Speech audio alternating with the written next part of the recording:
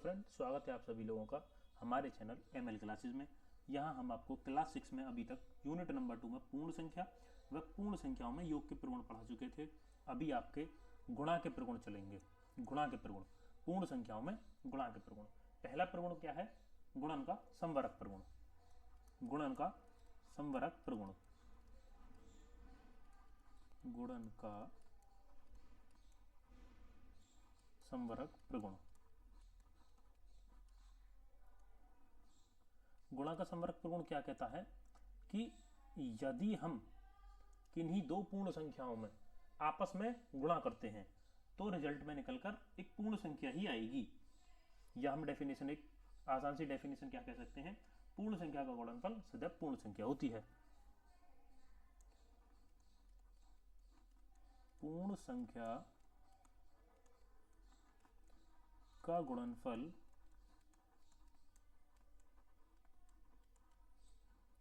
सदैव एक पूर्ण संख्या होती है।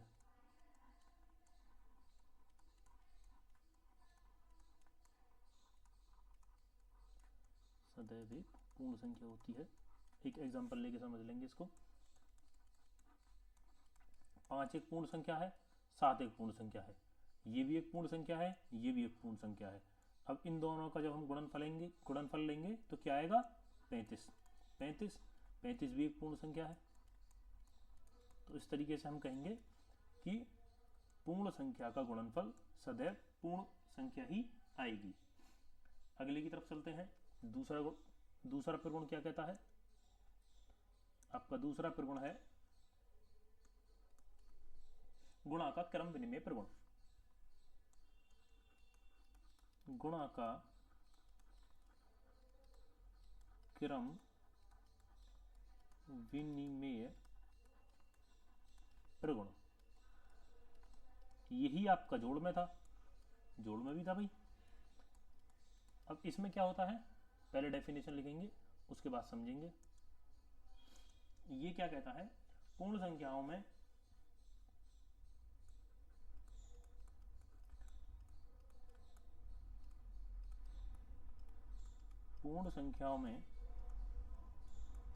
उनके क्रम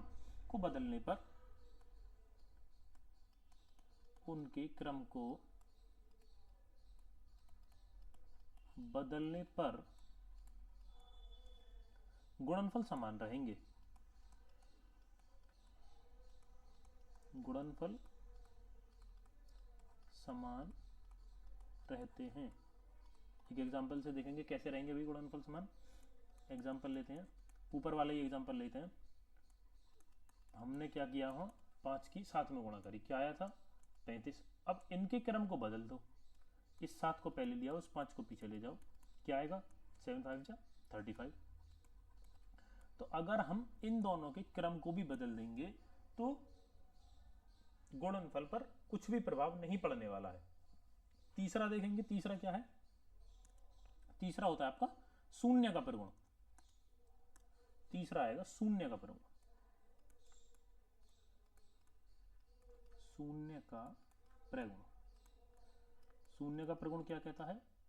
शून्य के प्रगुण में यह होता है, अगर आप किसी भी पूर्ण संख्या की शून्य में गुणा करते हैं तो वह सदैव शून्य ही आएगा। तो डेफिनेशन क्या हो जाएगी इसकी? किसी पूर्ण संख्या को शून्य से लिखेंगे, किसी पूर्ण संख्या को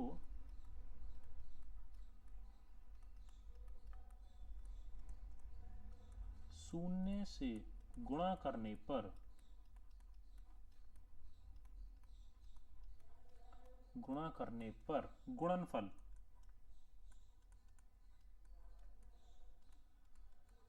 गुणनफल सदैव क्या रहेगा? गुणनफल शून्य, सदैव शून्य रहेगा। जैसे यदि हम 1 की गुणा शून्य में करते हैं तो शून्य आएगा, 50 की गुणा भी अगर हम शून्य में कर देंगे तो शून्य ही आएगा। ठीक है, ये हो जाएगा आपका शून्य का प्रगुण। अब आता है अगला गुणन का तत्समक अवयव। देखेंगे ये क्या है अगला।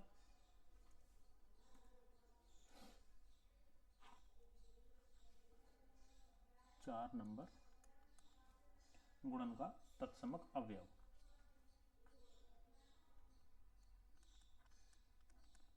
गुणन का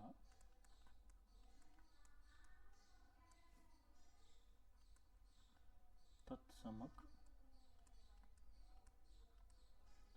अवयव।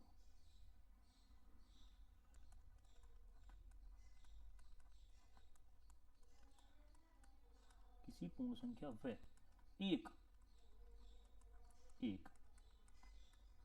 का गुणनफल सदैव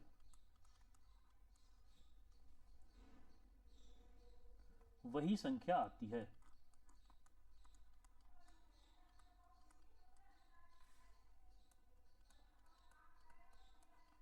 यदि हम किसी भी पूर्ण संख्या को एक से गुणा करेंगे तो हमेशा जो गुणनफल आएगा वो संख्या ही आएगी। कैसे? एग्जाम्पल से समझेंगे। जैसे हम करते हैं 2 की गुणा 1 में, तो 2 एकम 2, ये वही संख्या आएगी, ये वाली संख्या। जैसे हम 52 ले लेते हैं, 52 की 1 में गुणा करेंगे तो क्या आएगा? ये संख्या ही आ जाएगी। एक का गुणनफल, पूर्ण संख्या व एक का गुणनफल सदैव वही संख्या आती है। कौन सी संख्या? ये वाली। नेक्स्ट की तरफ चलते हैं। पांचवा क्या कहता है? गुणन का साहचर्य प्रगुण। गुणन का साहचर्य प्रगुण, ये होता है हमारा गुणा का अगला प्रगुण। ये क्या कहता है? इसको पहले इसके फॉर्मूला से समझेंगे। यहां क्या लिखेंगे हम? फॉर्मूला टाइप लिखेंगे पहले। पहली संख्या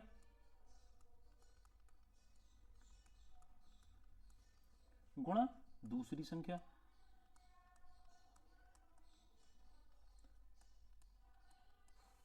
ये पहली संख्या और दूसरी संख्या क्या है, ये सारी चीजें आपको एग्जाम्पल से एक बार में समझ में आ जाएंगी।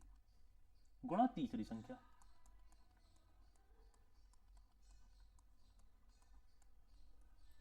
ये बराबर होंगी पहली संख्या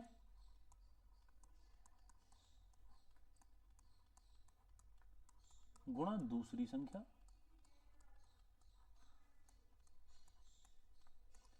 गुणा तीसरी संख्या।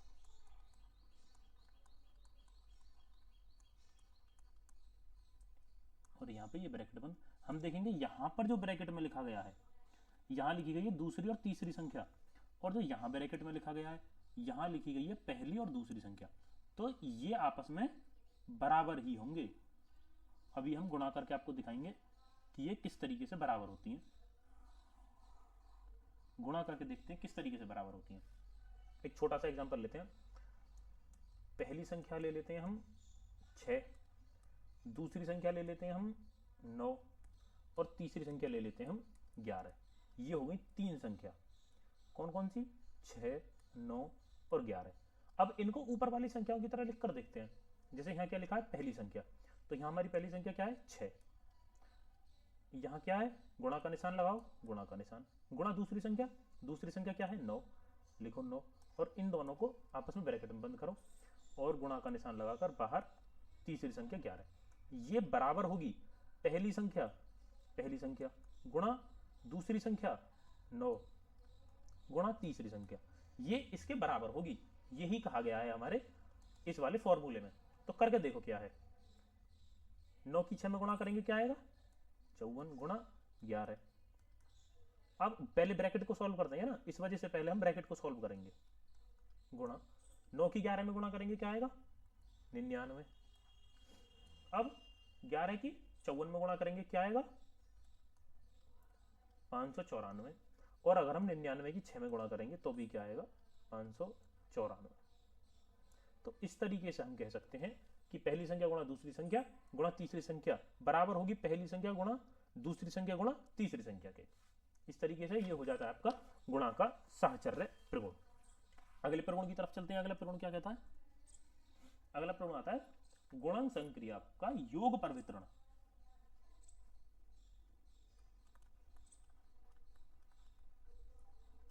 गुणन संक्रिया पर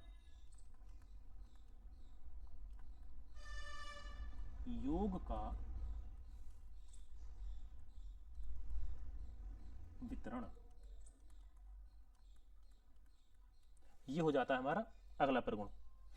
गुणन संक्रिया पर योग का प्रगुण, ये प्रगुण क्या कहेगा, इसमें भी पहले फॉर्मूला से समझ में आएगा, पिछले वाले ही फॉर्मूला की तरह है यही फॉर्मूला, बस थोड़ा सा फॉर्मूला में बदलाव आ जाएगा। यहां हम लिखेंगे पहली संख्या, अब यहां जो ब्रैकेट में हम लिखेंगे यहां लिखेंगे दूसरी संख्या, लेकिन यहां गुणा की जगह क्या लगाएंगे, प्लस का निशान, और तीसरी संख्या, क्योंकि ये योग का था, गुणन की संक्रिया पर योग का, ये जो होगा ये हमारा बराबर होगा पहली संख्या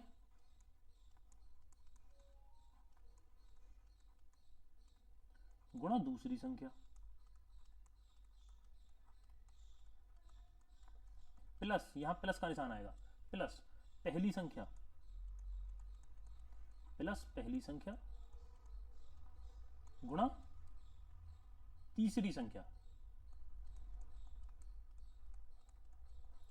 गुणा तीसरी संख्या, ये आपस में बराबर होंगे, ये वाला ये और ये दोनों आपस में बराबर होंगे।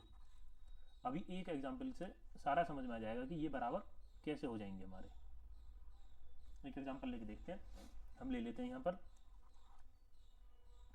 पहली संख्या क्या लेंगे, पहली संख्या ले लेते हैं 9, दूसरी संख्या क्या ले लेते हैं 8, तीसरी संख्या क्या ले लेते हैं 4, ये ले लिया हमने। अब इनको ऊपर वाली की तरह लिख के देखो, पहली संख्या गुणा दूसरी संख्या प्लस तीसरी संख्या, ये हमें बराबर दिखाना है, पहली संख्या गुणा दूसरी संख्या, बीच में क्या है प्लस, पहली संख्या गुणा तीसरी संख्या, ये आपस में बराबर आएंगे। करके देखो भाई, इसकी जब 8 और 4 12, ये बराबर होगा 8 9 72 प्लस 9 चौक 36। अब जब 12 की 9 में गुणा करेंगे तो क्या आएगा 108, क्या ये इसके बराबर है, करके देखो 6 और 2 8, 7 और 3 10, ये दोनों आपस में बराबर आ रहे हैं, यही कहलाएगा हमारा गुणन संक्रिया पर योग का वितरण। अब एक और रह जाता है आपका गुणन संक्रिया पर, ये रह जाता है आपका गुणन संक्रिया पर घटाने का वितरण, इसको भी करते हैं अभी।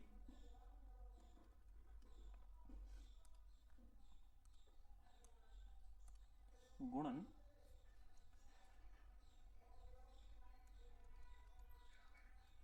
संक्रिया पर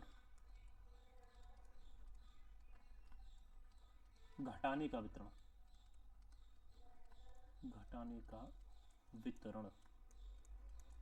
ये जो घटाना है, जो हमने पहले योग का पढ़ लिया, जहां उसमें योग था यहां उसमें सिर्फ और सिर्फ घटाना हो जाएगा।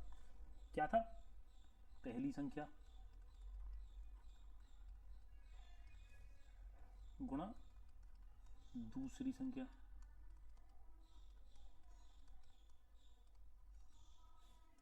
माइनस तीसरी संख्या,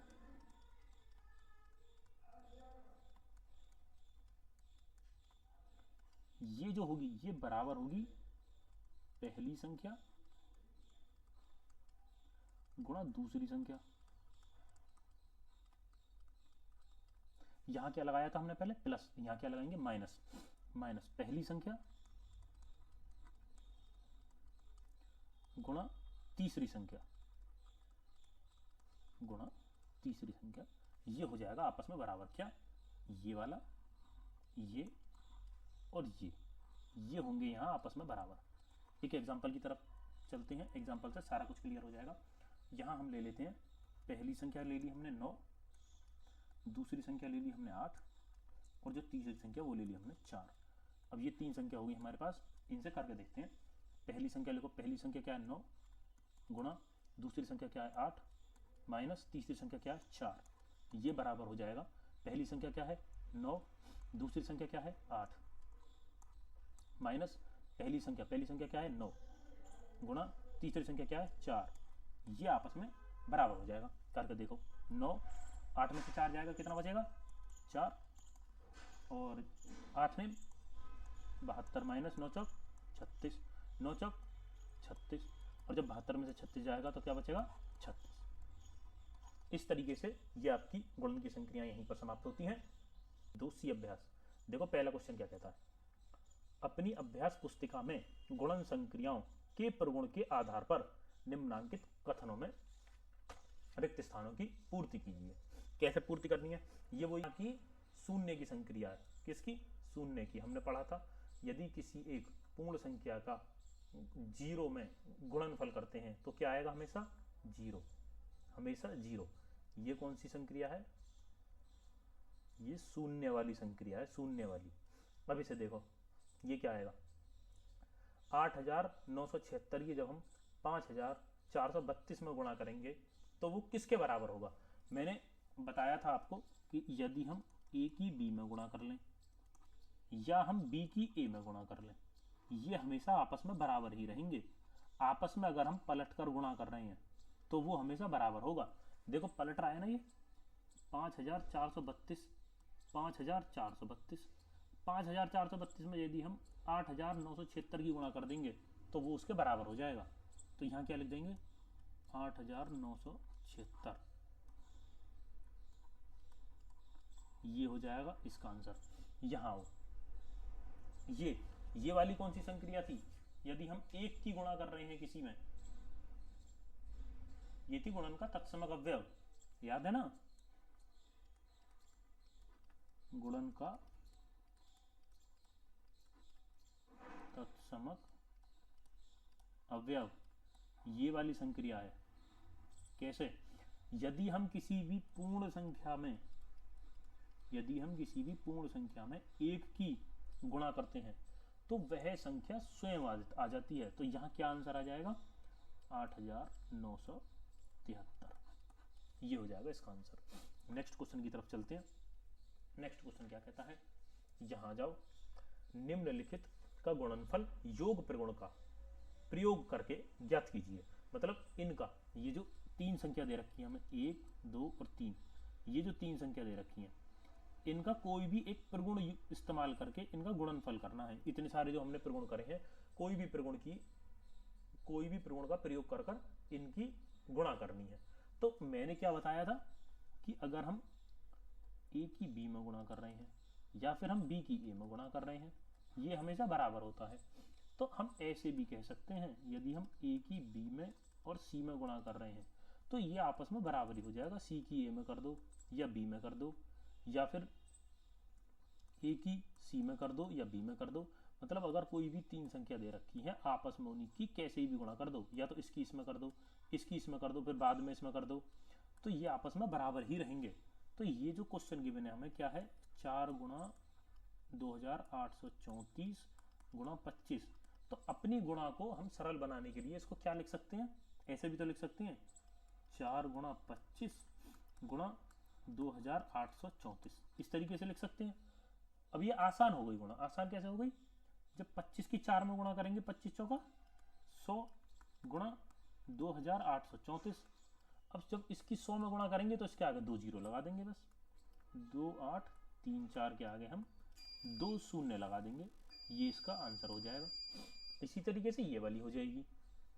इस वाली में क्या दे रखा है हमें 5 गुणा 658 गुणा 80। अब अगर हम इस 80 को पहले लिख दें 80 गुणा 5 गुणा 658, तो इसमें कोई दिक्कत थोड़ी है, ऐसे हम इसको लिख सकते हैं, कोई भी परेशानी नहीं है। अब करो 80 की 5 में गुणा करेंगे 5 8 40, 400 आ गया। अब गुणा 658, जब हम 658 की 400 में गुणा करेंगे तो आएगा तुम्हारा 263,200। ये कैसे आएगा, आसान कैसे बना सकते हैं हम गुणा को, इस तरीके से बना सकते हैं, जैसे ये 2 जीरो हैं, ये 2 जीरो तो आनी ही आनी है बाद में। क्या लिख सकते हैं हम 2 5 8 4 में गुणा करके देख लेंगे जो आएगा यहाँ पर उसके बाद में 2 जीरो लगा देंगे, वही आंसर हो जाएगा। नेक्स्ट की तरफ चलते हैं। नेक्स्ट क्या कहता है, इसमें हो रही है 25 गुणा 4837 गुणा 40। इसको हम आसान बनाने के लिए कैसे लिख सकते हैं, इसको लिखेंगे 25 गुणा 40 गुणा 4837। अब जब हम 25 की 4 में गुणा करेंगे, 25 चौका 100 और ये जीरो रह गया तो ये जीरो भी लिख लेंगे, गुणा 4837 इस तरीके से। अब 4837 के पीछे 1 2 3 जीरो लगा देंगे, 4837 के पीछे 1 2 और 3 जीरो लगा देंगे, ये हो जाएगा इसका आंसर। अगले क्वेश्चन की तरफ चलते हैं। अगला क्वेश्चन कहता है वितरण प्रगुण। वितरण प्रगुण दो तरीके के होते हैं, एक योग में और एक गुणा में। हम कोई सा भी यूज कर सकते हैं जो हमें ठीक लगे। वितरण प्रगुण का प्रयोग करके निम्नांकित में से प्रत्येक का गुणनफल कीजिए, सभी का गुणनफल करना है। तो ये जो लिखा हुआ है 487 गुणा 1008, तो इसको कैसे लिख सकते हैं हम, 487 गुणा 1000 प्लस 8, ऐसे भी तो लिख सकते हैं। अब ये वही प्रगुण बन गया, कौन सा वाला, जोड़ का, इसकी गुणा इसमें और फिर इसकी गुणा इसमें, और आंसर आ जाएगा। करके देखेंगे, 487 गुणा 1000, बीच में क्या है प्लस, तो प्लस, फिर 487 गुणा 8, इस तरीके से ये हो जाएगा। इसकी 1 2 3 पीछे जीरो है तो 487 के पीछे 1 2 3 जीरो प्लस, अब इसकी इसमें करेंगे तो क्या आएगा 3896, 3896। अब इसको जोड़ दो इसमें, 6 9 8 0 9 4, ये हो जाएगा आपका आंसर। 4 सही तरीके से लिख देते हैं, 4 आएगा यहाँ।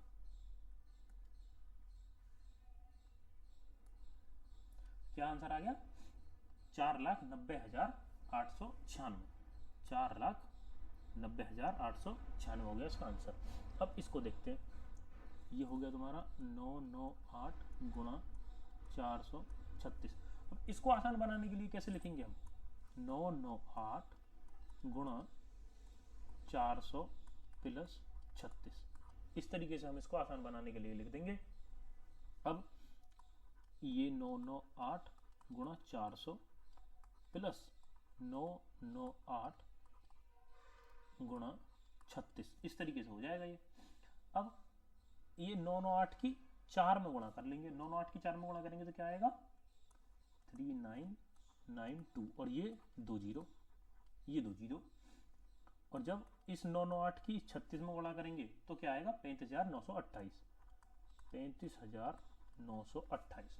अब इन दोनों को जोड़ देंगे तो जोड़ क्या आ जाएगा आपका 4,35,128, ये हो जाएगा आपका आंसर। नेक्स्ट की तरफ चलते हैं।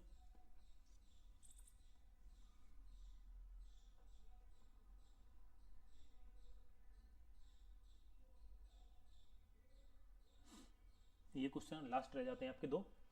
अब इसमें क्या है, 6,754 में 94 की करके दिखानी है। अब इसको आसान तरीके से कैसे लिखेंगे, 6,754 गुणा, अगर हम 100 में से 6 घटा देंगे, जब 100 में से 6 घट जाएगा तो 94 तो आ जाएगा, तो इसे 100 में 6 भी लिख सकते हैं।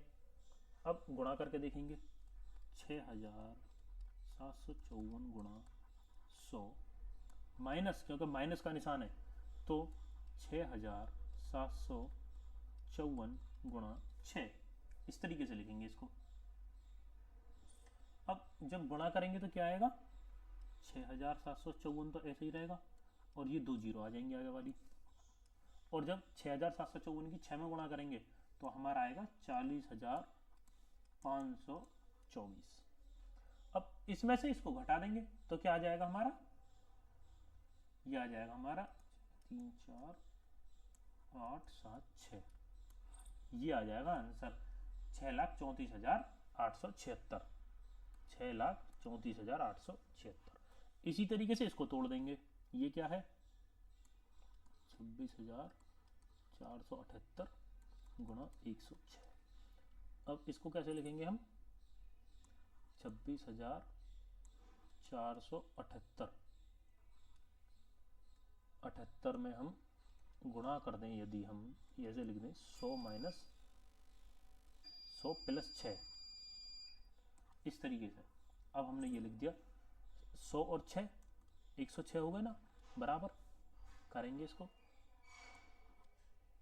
26,478 में एक बार 100 की गुणा बीच में घन प्लस 26,478 में एक बार 6 की गुणा, इस तरीके से हो जाएगा।